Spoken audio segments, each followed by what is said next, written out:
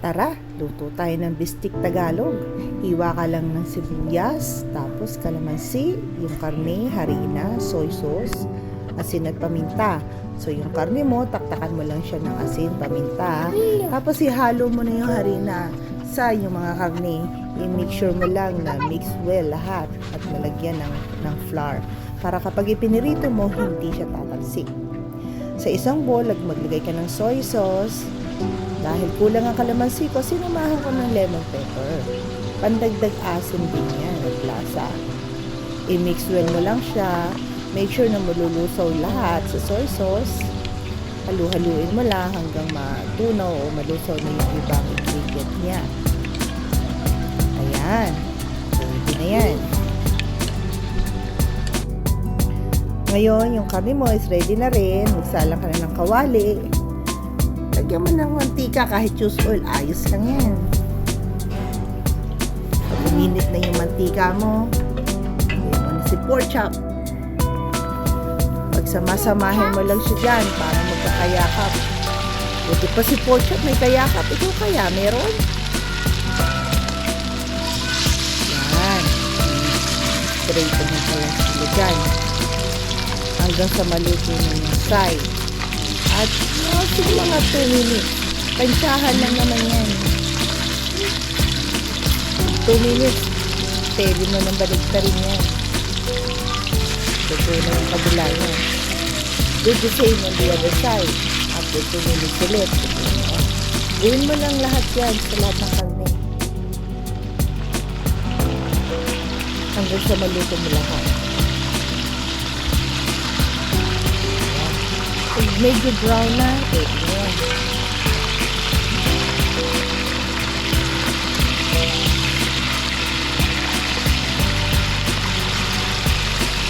Ingatan nyo lang na huwag matalsikan na. Kung meron ako yung birigi na huwag pa aligid sa inyo sa kusina.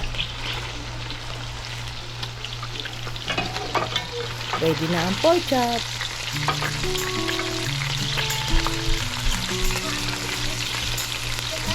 After that, at naprito mo na lahat ng pork chop, bawasan mo lang yung mantika.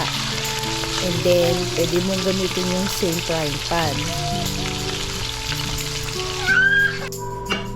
Igisa mo lang dyan yung sibuyas, lagyan mo lang, halu-haluin mo lang, hanggang sa mag-translucent na yung onion. Haluin mo siya ng konti para mabalance kahit paano yung luto ng onion. Ganyan lang. After that, pwede mo na ngayong ilagay ang iyong karne na pinirito. Ilagay mo lang sila lahat sa ibabaw. Lagyan mo lang isa-isa.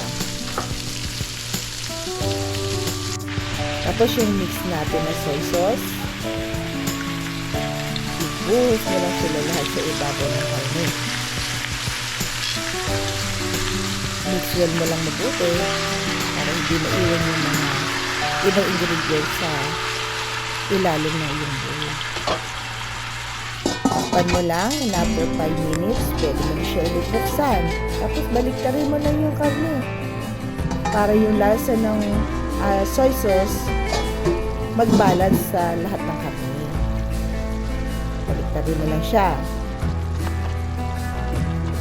After nyan, another 5 minutes. Tapos luto na.